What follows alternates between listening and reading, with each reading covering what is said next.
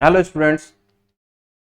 चलिए next class में हम लोग पढ़ने जा रहे हैं आज सेमी कंडक्टर फिजिक्स या अर्धचालकी भौतिकी के बारे में पढ़ेंगे। ठीक है, इस चैप्टर से क्वेश्चंस आते हैं पेपर में। यहाँ सबसे इंपॉर्टेंट टॉपिक आपसे क्वेश्चन में पूछा गया है कई बार कि इंसुलेटर, कंडक्टर और सेमी कंडक्टर में डिफरेंस बताइए ऑन द बेसिस ऑफ ऊर्जा। एनर्जी के बेसिस पर, फॉरबिडन एनर्जी गैप के बेसिस पर इन तीनों के बीच में एक डिफरेंस बताना है हमें। ये क्वेश्चन कई बार पूछा गया है। चलिए स्टार्ट करते हैं हम लोग अपना टॉपिक सेमी कंडक्टर फिजिक्स।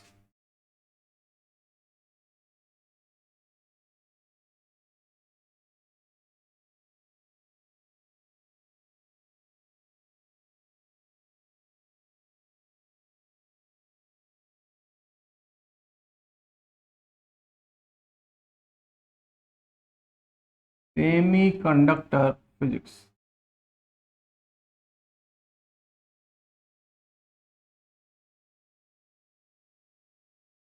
ये हमारा छठा चैप्टर है क्रैश कोर्स का।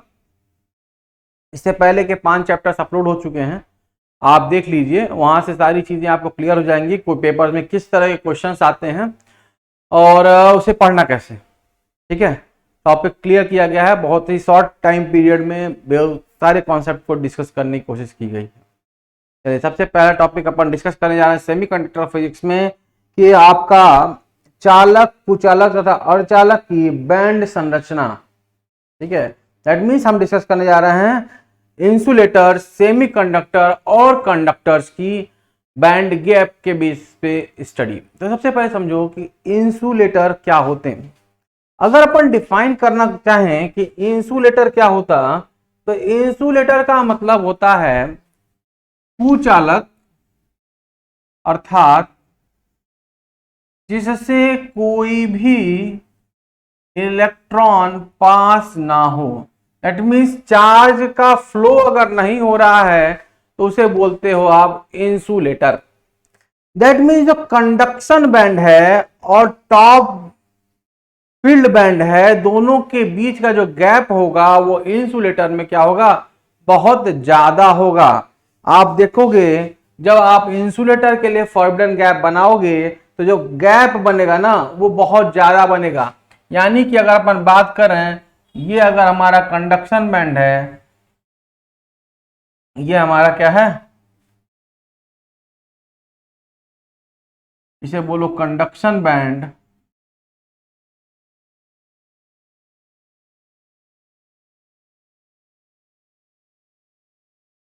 ठीक, और इसे बोलते हो top field band.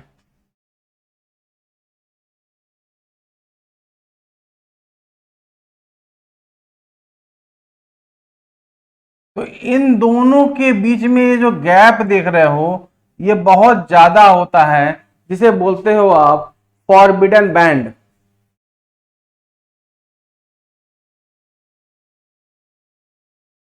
Forbidden band.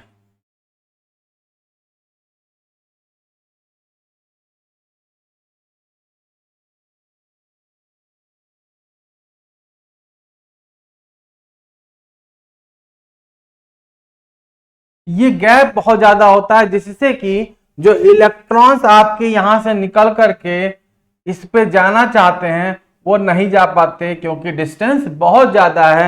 ऐसे सब्सटेंसेस को बोलते हैं इंसुलेटर। नेक्स्ट आता है आपका सेमीकंडक्टर। ठीक है, सेमीकंडक्टर की जब अपन बात करते हैं तो सेमीकंडक्टर में ये जो गैप आप देख रहे हो,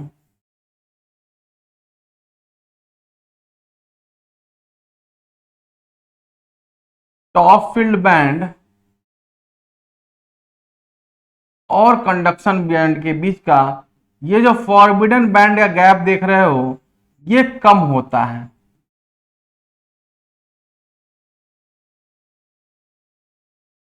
ये आपका टॉप फील्ड बैंड है,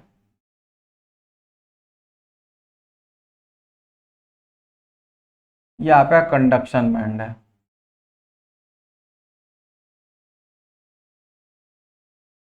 तो आप देख रहे हो क्या कि इनके बीच का जो गैप है, फॉरबिडन बैंड की जो गैप है वो बहुत ही कम होता है, तो इससे क्या होता है, इलेक्ट्रॉन्स आसानी से सेमी ट्रेवल कर जाते हैं।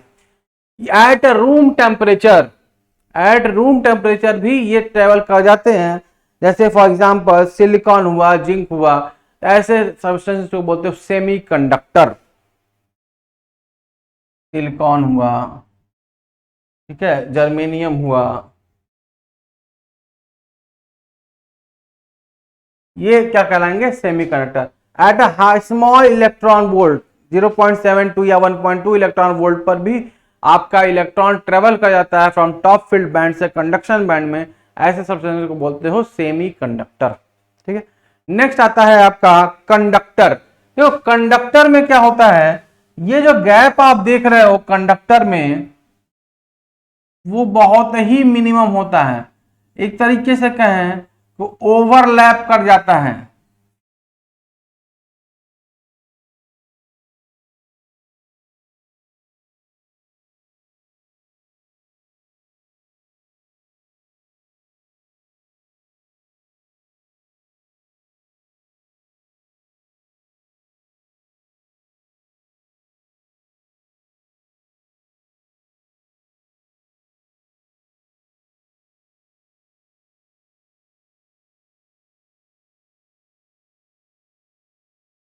ओवरलैप कर गया, इससे क्या होगा कि वो वहां पर इलेक्ट्रॉन्स हमेशा फ्लो करेगा, किसी भी टेम्परेचर की रिक्वायरमेंट नहीं है। फॉर एग्जांपल कॉपर, जब अपन बात कर रहे हैं कॉपर की, तो कॉपर में इलेक्ट्रॉन्स आसानी से फ्लो करता है। ऐसे सब्सटेंसेस को बोलते हो कंडक्टर या सुचालक। क्लियर है, जहां पर इलेक्ट्रॉन्स का फ्लो आसानी से हो जाए, ऐसे सब्सटेंस को बोलते हो क्या, कंडक्टर। क्लियर है, तो अपन देख लिए तीनों का energy band gap, basically insulator, semiconductor और कंडक्टर का। ये इस तरह क्वेश्चन आपके पेपर में देखने को मिला। ठीक, चलिए अगला क्वेश्चन देखते हैं अपन कि और क्या पूछता है। एक क्वेश्चन हो गया अपना। चलिए अगला प्रश्न देखिए, पूछता है पीएन जंक्शन डायोड पर संक्षिप्त टिप्पणी। देखो, या पीएन डायोड की बाह्य बैटरी से कितने प्रकार से जोड़ा जाता है और उससे क्या क्या चीजें मिलती हैं। देखो, सबसे पहले तो पी और एन का मतलब समझो, और जंक्शन, पीएन जंक्शन क्या होता है बेसिकली। तो पी एन जंक्शन, जंक्शन मतलब संधि, जहां पर होल्स और इलेक्ट्रॉन्स को एक साथ रखा जाए तो उसे बोलते हो पीएन जंक्शन। उनको किस तरीके से कनेक्ट किया गया बैटरी पर, उसके बेसिस पर उसकी संरचना अपन देखते हैं। जहां पर अपन देखते हैं रिवर्स्ड बायस हो रहा है या फॉरवर्ड बायस हो रहा है। तो होल्स और इलेक्ट्रॉन्स, जब अपन बात कर रहे हैं पीएन जंक्शन की, टॉपिक क्या है, पीएन जंक्शन।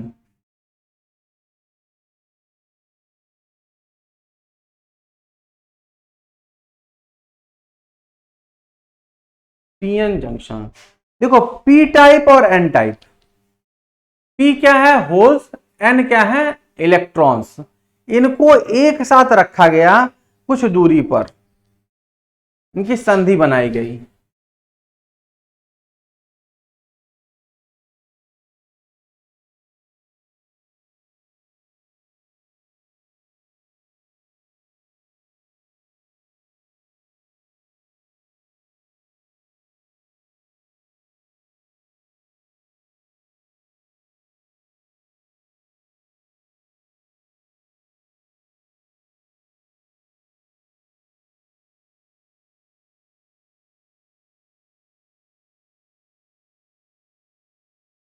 ठीक है, ये संधि बनाई गई हमारे पीएन जंक्शन, इसे बोला गया पी टाइप, इसको बोला गया एन। पी में होते हैं आपके होल्स, होल्स, और एन में होते हैं इलेक्ट्रॉन्स।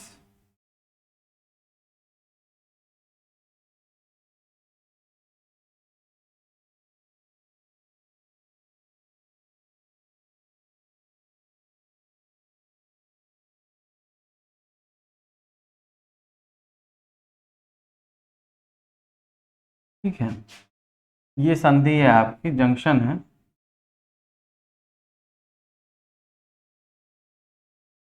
बोला जाए पी बेसिकली क्या है, पॉजिटिव, और एन क्या है, निगेटिव, कहते हैं इलेक्ट्रॉन्स। ठीक है, P type basically positive charge होते हैं आपके होल्स, जब होते हैं होल्स, एन होते हैं इलेक्ट्रॉन्स। इनको जोड़ दिया गया।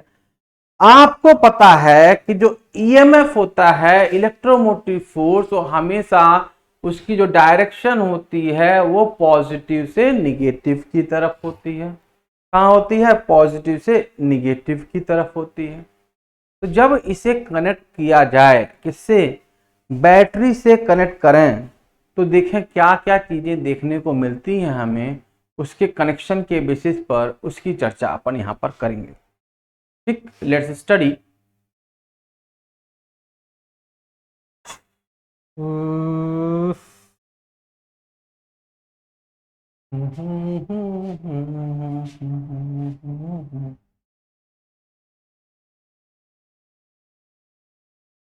चलिए इसको कनेक्ट कर देते हैं अपन। सबसे पहले अपन ने कनेक्ट किया P को positive terminal of the battery.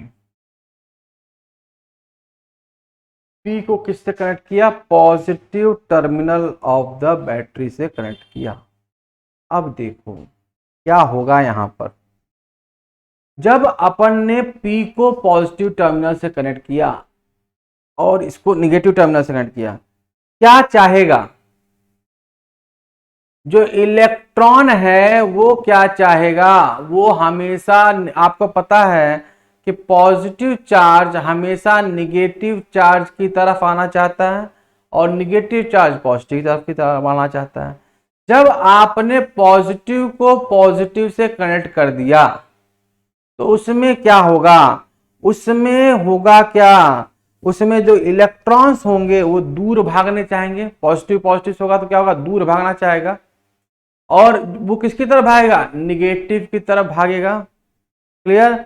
और एन जो है वो कहां भागे, जो इलेक्ट्रॉन्स है वो कहां भागेंगे, वो पॉजिटिव की तरफ भागेंगे। तो देखो हम यहां पर देख क्या रहे हैं, देखो बेटा ये पॉजिटिव चार्ज है, यानी यहां पर पॉजिटिव चार्ज है, ये कैसे है, पॉजिटिव, ये कैसा है, पॉजिटिव, ये क्या भागेगा, पॉजिटिव से दूर भागना चाहेगा। ठीक है, ये दूर भागेंगे, पॉजिटिव से दूर भागेंगे।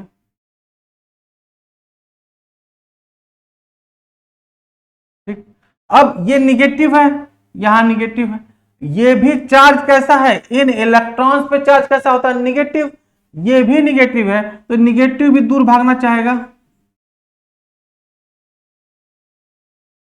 तो अपन क्या पाएंगे कि इस जंक्शन पर अपन को दोनों होल्स और इलेक्ट्रॉन्स एक जगह पर इकट्ठे मिले। अपन यहां देखेंगे कि होल्स और इलेक्ट्रॉन्स दोनों ही जंक्शन पर आकर के इकट्ठे हो गए।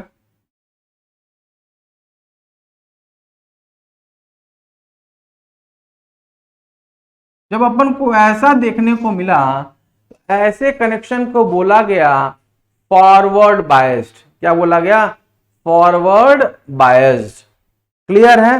क्या देखा अपन ने कि जो भी इलेक्ट्रॉन्स हैं या होल्स हैं, सभी के सभी क्या हो गए, जंक्शन पर जाकर के इकट्ठे हो गए। ठीक है, तो अगर इसका ग्राफ बनाया जाए, फॉरवर्ड बायस का ग्राफ बनाया जाए, तो देखो ग्राफ कैसा बनेगा, करंट वोल्टेज का। तो अपन देखेंगे क्या,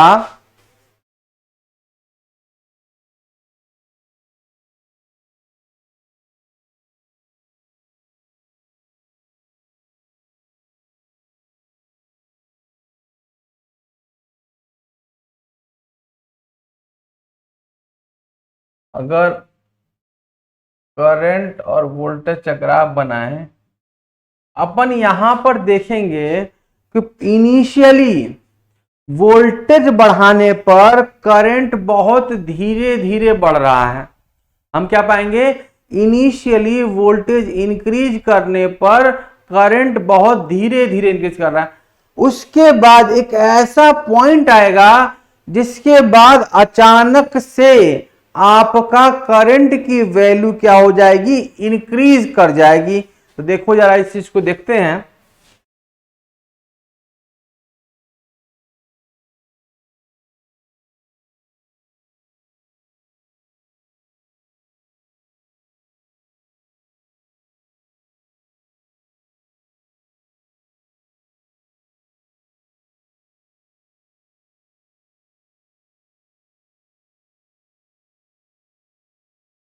जब अपन यहां से चले, जब अपन यहां वोल्टेज बढ़ा रहे हैं, देखो ये बहुत धीरे धीरे धीरे धीरे इंक्रीज करेगा। एक पॉइंट आया जहां से अचानक से इंक्रीज कर गया। ऐसा ग्राफ अपन को देखने को मिलता है in PN junction forward biased. Clear है? ये पीएन जंक्शन का फॉरवर्ड बायसिंग क्लियर है? This is forward biasing when we are connecting P terminal with the positive part and n terminal with the negative part of the battery. We are seeing that when we are increasing the voltage, the current is increasing very slowly at some time period. After that, when we are increasing the voltage, the current increases very fast linearly. Clear? This is called forward biasing. Now we are going to discuss reverse bias. Reverse bias क्या होता है? क्या है अपना forward bias?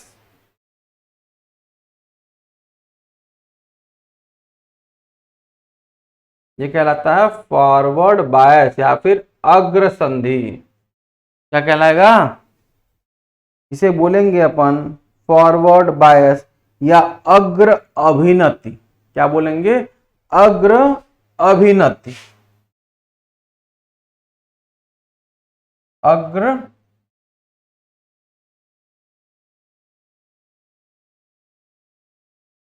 अभिनति। ठीक है, चलिए आगे देखते हैं अपन।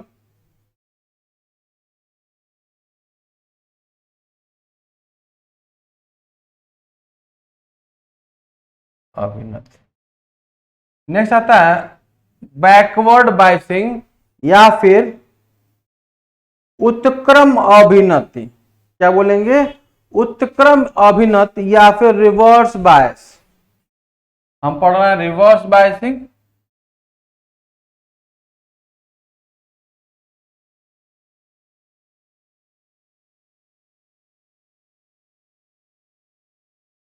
देखो यहां पर भी अपन वही सेम कॉन्सेप्ट लेके चलते हैं, बस अंतर क्या है अपने पास कि जो बैटरी अपन कनेक्ट करेंगे वो क्या करेंगे,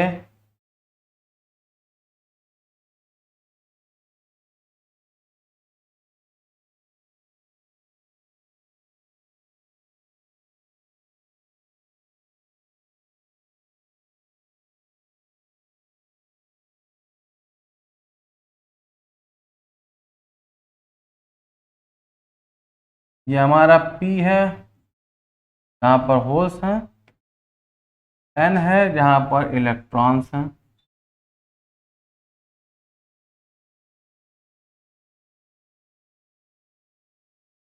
ये P है, ये N है। P मतलब पॉजिटिव, N मतलब निगेटिव। अब इसको ले जाकर के अपन ने कनेक्ट कर दिया निगेटिव और पॉजिटिव से। क्या देखा? फॉरवर्ड बायसिंग में आप कर रहे थे P को पॉजिटिव टर्मिनल से, अभी आप कर रहे हो P को निगेटिव टर्मिनल से। ठीक है, अब देखो जब अपन ने इसे कनेक्ट किया निगेटिव टर्मिनल से, बात समझना, ये निगेटिव हो गया, ये पॉजिटिव। जब निगेटिव टर्मिनल से P को कनेक्ट किया गया और P मतलब होल्स है और होल्स आर पॉजिटिवली चार्ज, तो होल्स क्या होंगे? वो निगेटिव चार्ज की तरफ भागेगा। बैटरी के निगेटिव टर्मिनल जो निगेटिवली चार्ज है उसकी तरफ भागने की कोशिश करेगा। तो ये कुछ इस तरीके का अपना ट्रेवल होगा इसका, होल्स का। होल्स कुछ इस तरीके से भागेंगे जो कि पॉजिटिवली चार्ज है, निगेटिव टर्मिनल की तरफ भागेगा। जो आपका N है that is negative terminal, negatively charge electrons है, वो पॉजिटिव टर्मिनल से कनेक्टेड है, तो निगेटिव और पॉजिटिव भी अट्रैक्ट होंगे। तो ये इलेक्ट्रॉन्स इस टर्मिनल की तरफ भागने की कोशिश करेगा।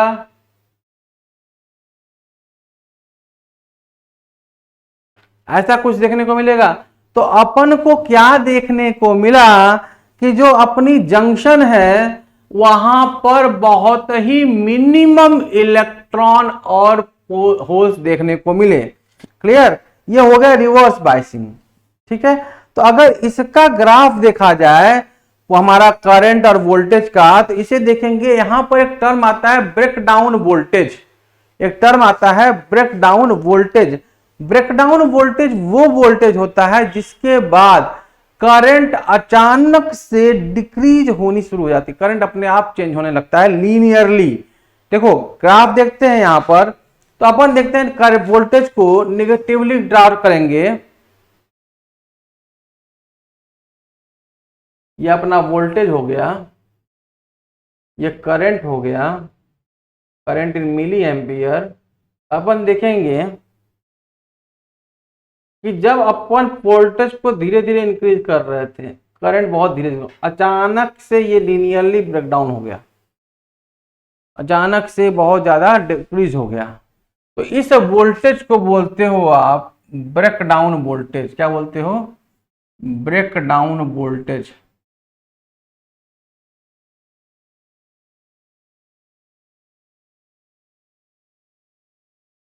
वो वोल्टेज जिस पर करंट की वैल्यू अचानक से बहुत ज्यादा डिक्रीज हो गई उसे बोला गया ब्रेकडाउन वोल्टेज। यहां तक किसी को दिक्कत है बेटा? देख लीजिए, समझ लीजिए, कोई भी दिक्कत हो कमेंट में डाल दीजिए, आपको रिप्लाई मिल जाएगा। तो नेक्स्ट टॉपिक अपना क्या है, हम लोग देखेंगे अब PN junction diode as a half wave rectifier.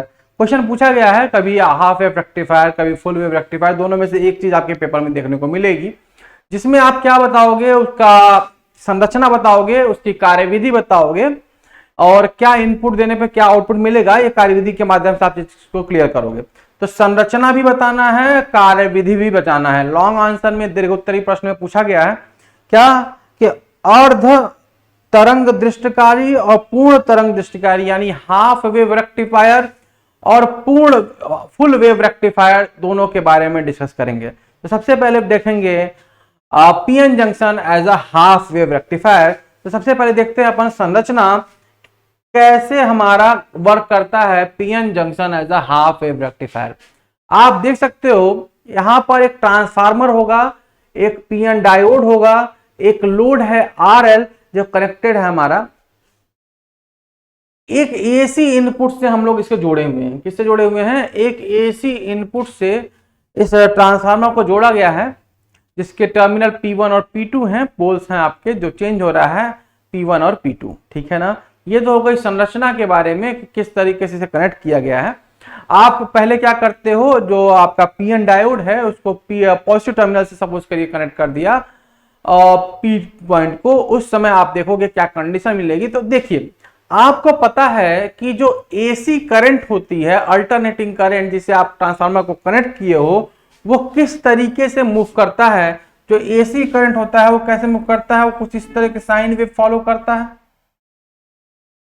किसे फॉलो करता है? साइन वेव फॉलो करता है। दैट मीन्स जो पीएन डायोड है उस पर जो करंट जा रहा होगा वो वेरी करेगा, एक बार पॉजिटिव एक बार निगेटिव। ठीक, आपने अभी पढ़ा कि जब अपन ने पीएन जंक्शन को क्या किया था, पॉजिटिव टर्मिनल यानी फॉरवर्ड बायसिंग में लिया था, तब तो आपको आउटपुट मिला क्योंकि जंक्शन पर इलेक्ट्रॉन और होल्स देखने को मिले थे।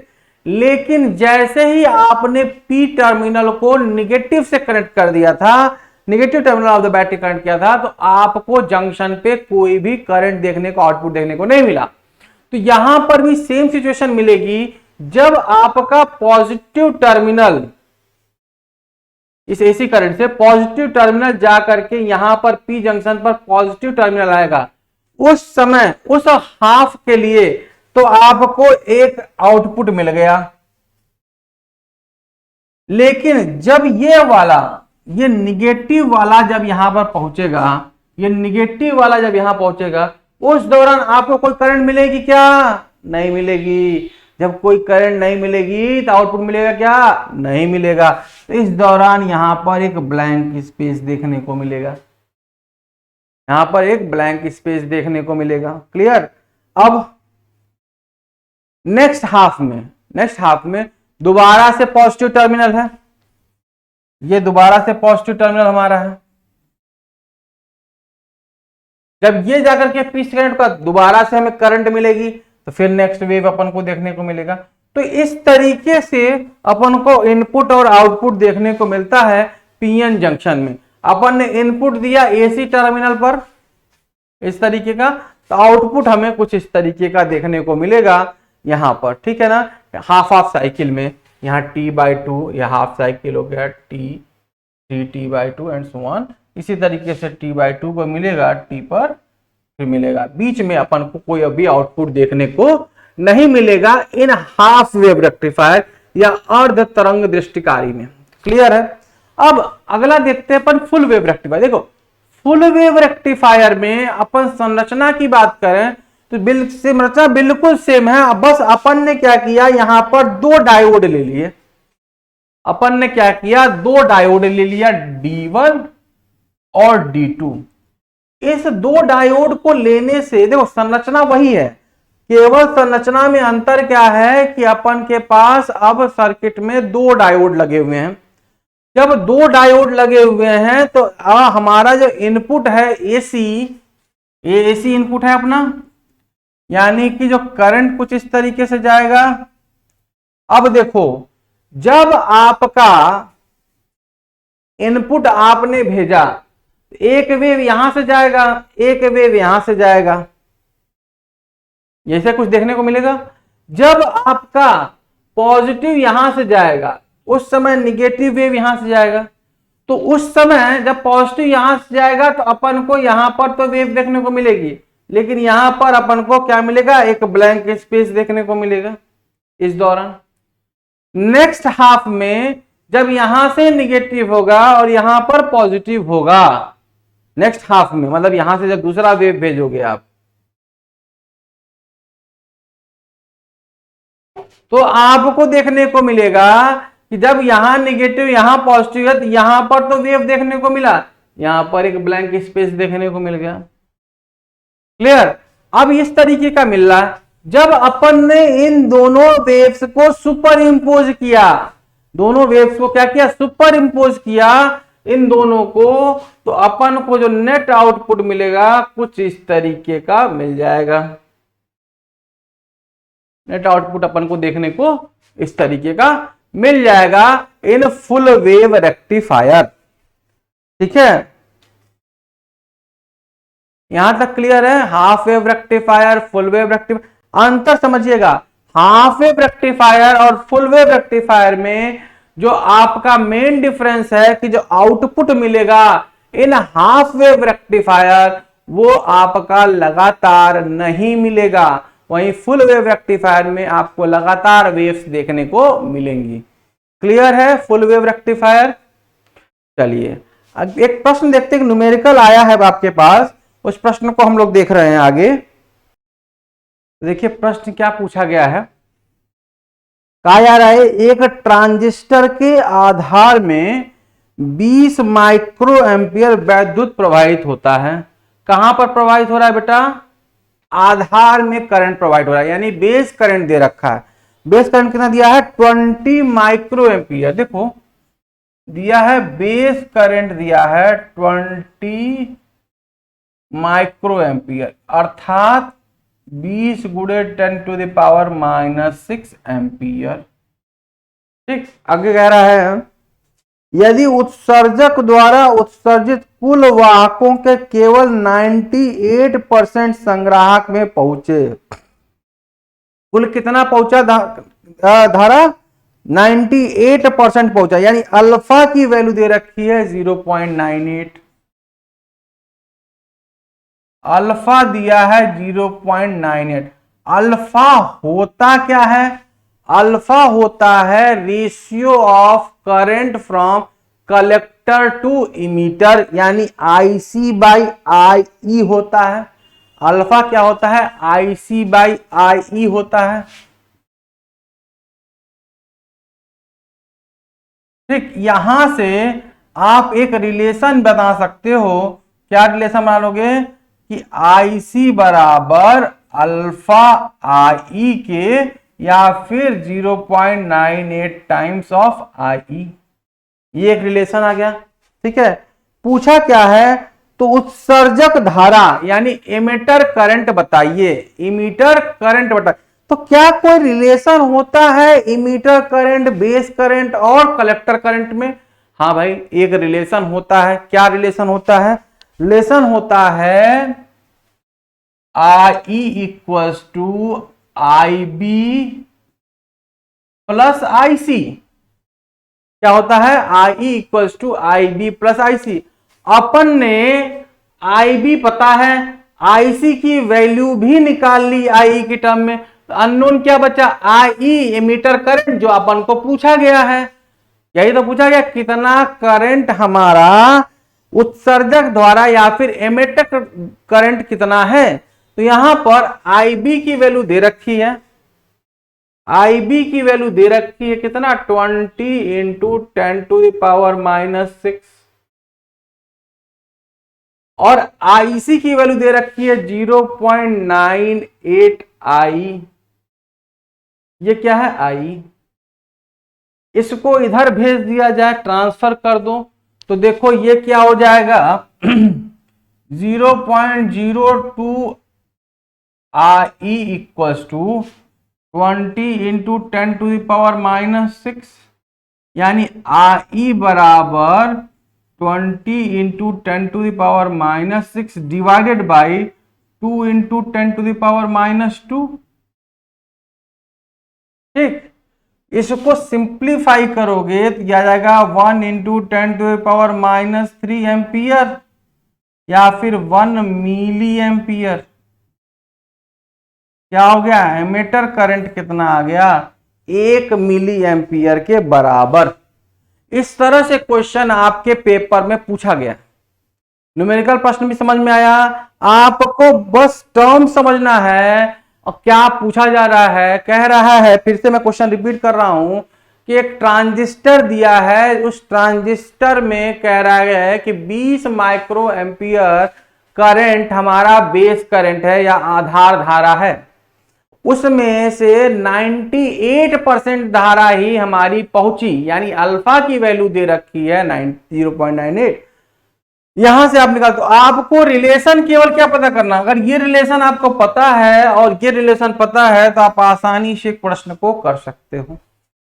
ठीक है, प्रश्न पेपर में यहीं से प्रश्न पूछे गए हैं मैक्सिमम। अगर आप ये 3 टॉपिक अच्छे से प्रिपेयर कर लेते हो तो इस चैप्टर से आने वाले सभी प्रश्नों को आप आसानी से कर लोगे। क्लियर है ना?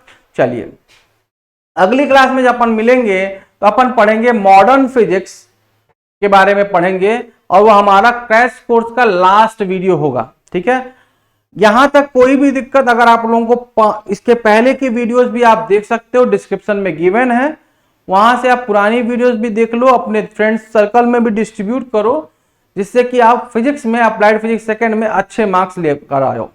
ठीक है, चलिए मिलते हैं अपनी अगली क्लास में। Thank you.